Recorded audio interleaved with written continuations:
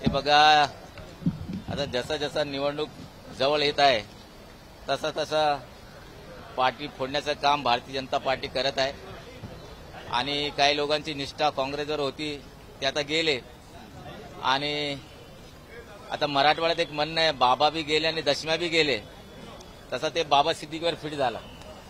मी जास्त वेळ घेत नाही. काही लोक फुटून गेले त्यांच्याबद्दल एकच शेर म्हणतो, कुछ लोग जरूरत के